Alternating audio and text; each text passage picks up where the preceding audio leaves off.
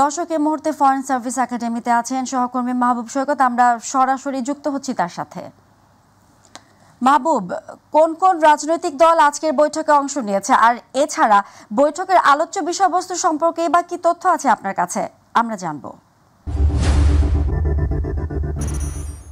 কিন্তু পৌনে 5টায় এসেছেন এবং এখানে আমরা যতটুকু জানতে পেরেছি যে তা হচ্ছে যে 28টি রাজনৈতিক দলের 34 জন নেতৃবৃন্দ তারা অংশ নিয়েছে এবং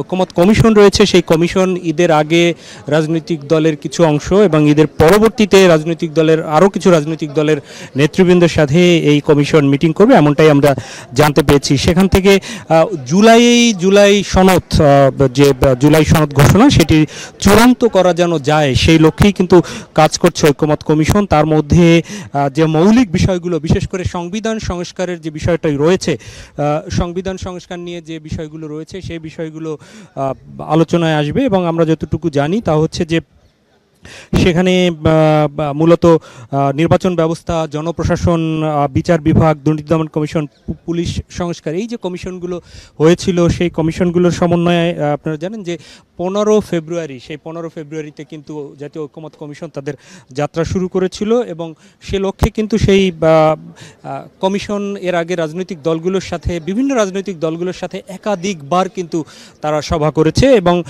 সেই সভার মধ্যে আসলে আগামী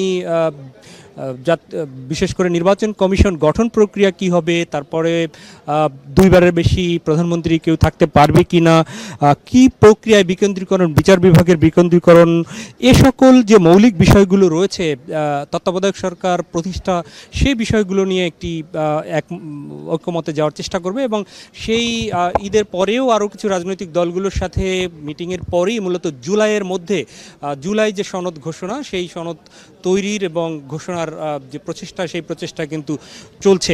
আমরা দেখেছি বিএনপির স্থায়ী কমিটির সদস্য সালাউদ্দিন আহমেদের নেতৃত্বে বিএনপির প্রতিনিধি দল তারা এসেছেন, জামাতের আব্দুল্লাহ মোহাম্মদ তাহেরের নেতৃত্বে এসেছেন, এনসিপির নাহিদ ইসলামের নেতৃত্বে ছিলেন, এছাড়া অন্যান্য রাজনৈতিক দল, গণসংহতি আন্দোলন, বিপ্লবী ওয়ার্কার্স পার্টি, এবি পার্টি, সেই বিষয় তাদের নেতারাও আমরা দেখেছি। এবি পার্টির আসাদুজ্জামান ফুয়াদ, তাদেরকে কিন্তু আমরা এখানে দেখেছি যে তারা আজকের মিটিংয়ে অংশ নিয়েছে।